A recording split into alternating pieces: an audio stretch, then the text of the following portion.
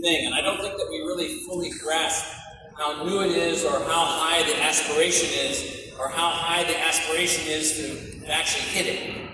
So our species in its present form, arguably based on different theories, is, let's say, 250,000 years old, give or take. For all of those years, except the last 2,500 years, we didn't really know how to make government by the people a thing. And then about 2,500 years ago, the Greeks came up with an idea of this notion of a democracy. So it was crude, it was simple. That was 2,500 years ago out of hundreds of thousands of years of our species. Then another thousands of years pass, and this group of people, if I can have the first slide, get together in 1776. Right here are the signers of the Declaration of Independence. Philadelphia, July 4th, 1776, almost exactly 250 years ago. And these are individuals, all imperfect, all fraught with whatever the troubles were of the time. They decided that they were going to put their lives on the line and declare independence from that form of government in which the person is not at the center. There were 55 or 56 people that signed this document, all of whom were sentenced to death upon their signature. Now, the preamble to this document, the next slide, often called the greatest sentence ever written. We hold these truths to be self-evident that all men, and they mean all people, are created equal. That's unbelievably important. We still haven't gotten there, but we're striving.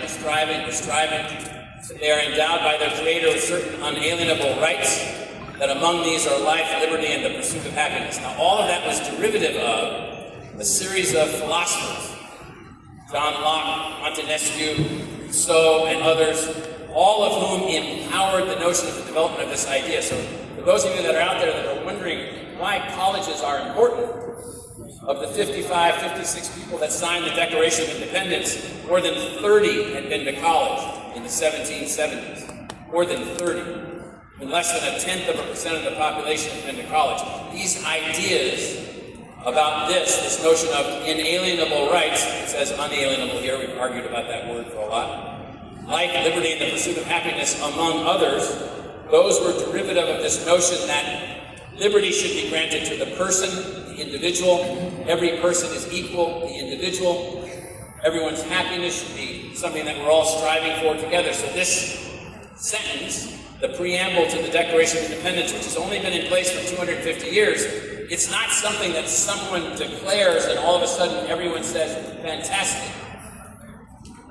It's a process, it's a fight, it's a struggle, it's an aspiration, it's a way to do things, it's a way to achieve things. Next slide. So, the United States is not a final artifact or outcome, but an innovative prototype, a prototype that needs ongoing assessment, adjustments, and improvements to move towards these goals. This is a process, and we're so early into it. We're just taking baby steps.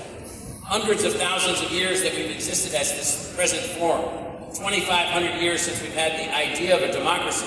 250 years since these people put their lives on the line and 70,000 people were killed in a country of 2.5 million to allow the revolution to be carried out. One of those ideas, one of those new things coming along happens to be the university that you are graduating from. So let's go to the next slide. This is our charter, which is derivative of this idea. This university is built around the notion of inclusion versus exclusion and the success of our students. It's built around the notion that the research that we do and the creativity that we do and the science that we do and the art that we do and the literary criticism that we do is derivative of helping the public, valuing the public, and then lastly, which is a new thing for universities, building a university which is focused on taking responsibility for outcomes, health outcomes, educational outcomes, social outcomes, economic development and economic fairness outcomes, taking responsibility. So you all have been a part of and are graduating from a university that is a derivative product of that greatest sentence ever. Remember, it said, these unalienable rights, life, liberty, and the pursuit of happiness, among others. One of those, among others, must absolutely be that unalienable, indivisible, unmutable right to learn, to think, to advance. So, my message to you is very, very simple. Stop thinking the sky is falling, that the world's coming to an end, and get to work to advance the model of the United States.